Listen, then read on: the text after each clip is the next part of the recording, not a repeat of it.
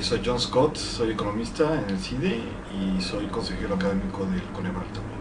El aumento de la pobreza más fuerte se dio en zonas urbanas, de hecho en zonas rurales no hubo un aumento a pesar de la crisis y esto fue por dos razones básicamente, ¿no? En parte es una buena noticia, pero en parte es una mala noticia, porque los precios alimentarios le pegan más fuerte a las poblaciones urbanas que dependen más, no tienen agricultura de subsistencia, etcétera, dependen más de los mercados, y también porque la crisis financiera asociada al mercado laboral le pega también más a sectores urbanos que dependen más de la actividad económica, ¿no?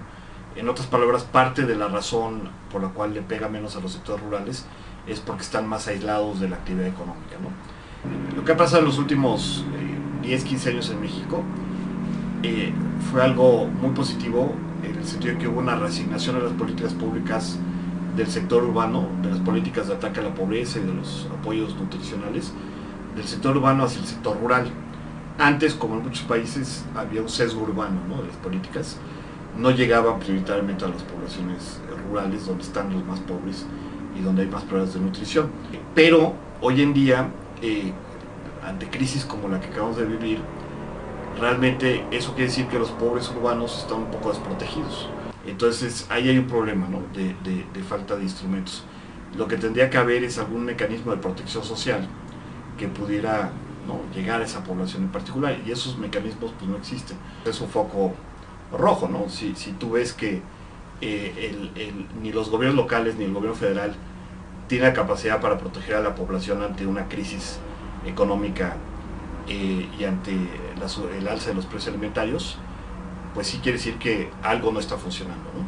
En un país pues, con una capacidad, y en una ciudad que es ¿no?, un nodo de mucha riqueza a nivel nacional, pues sí quiere decir que algo no está funcionando bien. Por otro lado, también debe leerse como algo que nos debe hacer investigar bien qué tan bien están funcionando los programas de la Ciudad de México, ¿no? No sabemos mucho, por ejemplo, del programa Adultos Mayores, que es un programa muy importante. No hay muchas evaluaciones al respecto, no sabemos en qué medida llegan a sus beneficiarios los beneficios. Lo que sí te puedo decir, por trabajos que yo mismo he hecho con la encuesta de ingreso y gasto de los hogares, es que los más pobres, los adultos mayores más pobres dentro de la Ciudad de México, no les llega ese programa. La cobertura es más baja, es como, no recuerdo la cifra exacta, pero menor al 50% de los adultos mayores para los deciles más pobres dentro de la Ciudad de México que para los deciles más ricos dentro de la Ciudad de México. Entonces hay un problema ahí de tener un programa que se llama universal o que está diseñado para ser universal, no te garantiza automáticamente que los beneficios se distribuyen de forma universal, porque pues la gente tiene que estar informada, tiene que poder acceder al programa, tiene que poderse identificar ante el programa. Todas estas cosas pueden hacer que los más pobres sean los menos cubiertos, y eso sucede en la Ciudad de México. Si no logras asegurar que el efectivo llega a las poblaciones más pobres, en el caso de un programa universal, ¿no?, un programa que ni siquiera trata de identificar y distinguir entre pobres y no ricos, sino trata de darlo en forma universal, si no lo logras ahí, pues es muy posible que tampoco lo logres en otros ámbitos. Los pobres urbanos son mucho más difíciles de identificar que los pobres rurales, ¿no? Lo que hizo Oportunidades, por ejemplo, fue básicamente, y lo que han hecho programas como 70 y más, ir casi cubriendo universalmente a localidades muy pequeñas, donde casi toda la población es pobre, sobre todo a localidades rurales previamente identificadas como pobres usando información censal. Ahí ya no es necesario focalizar al interior de las comunidades, o muy poco, porque pues hay bastante homogeneidad. En las ciudades es muy distinto, ¿no? Tú, para llegar a la Ciudad de México, pues las delegaciones de la Ciudad de México son muy ricas en relación al resto del país, en promedio. Son las zonas más ricas de México, pero eso no quiere decir que no haya pobres y pobres extremos.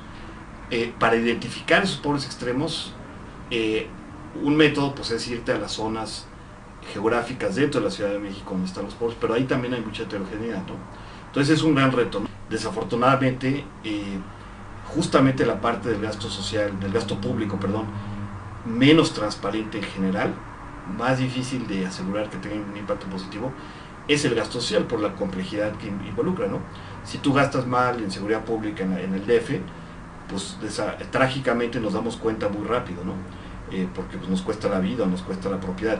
Si tú gastas mal en programas sociales, y si no llegan a los más pobres, pues los más pobres en general no tienen muchos canales de info para hacer conocida su voz. Si son, por ejemplo, en programas educativos de mala calidad, pues ahí también, ¿no? Los más pobres o mucho el resto de la población pues no tienen la capacidad de evaluarlo, y si se lo puede evaluar pues no tienen la capacidad de comunicar eso. Entonces por eso es crítico tener sistemas de evaluación rigurosos, con métodos que realmente te permitan estar seguro de que primero los recursos están llegando, después que sean de calidad, sean efectivos, y por ello yo creo que el reto del país hoy en día en términos de transparencia ya no es tanto los programas federales. Creo que ahí hay retos todavía, muchos retos, pero ahí hay avances, hay leyes que obligan a los programas a evaluarse, etcétera. Hoy en día el reto principal son los programas locales, de los gobiernos locales, ¿no? Ahí todavía la legislación varía mucho, la calidad de los cuerpos de evaluación varía mucho. Hay estados con iniciativas de evaluación y de monitoreo de los programas muy avanzados, en algunos casos inclusive más avanzados que los federales, ¿no? Y hay otros que no, hay otros que no tienen esos mecanismos, ¿no? Entonces yo creo que ese es el tema central, ¿no? Asegurar que los programas del Distrito Federal en particular tengan evaluaciones que permitan comprobar esos resultados, ¿no?